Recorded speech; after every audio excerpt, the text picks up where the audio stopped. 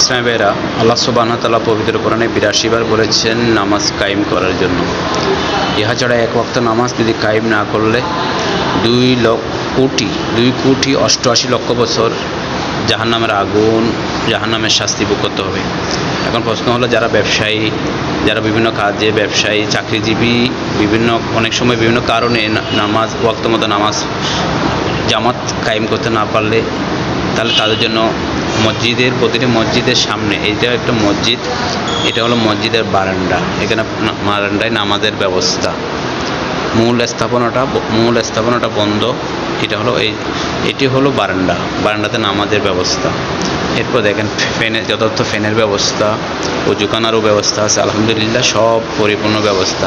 প্রতিটি মসজিদে যদি এ ধরনের ব্যবস্থা থাকে যে মূল কনস্ট্রাকশন বিল্ডিংটা বন্ধ থাকবে, বারান্দার মধ্যে নামাজের ব্যবস্থা।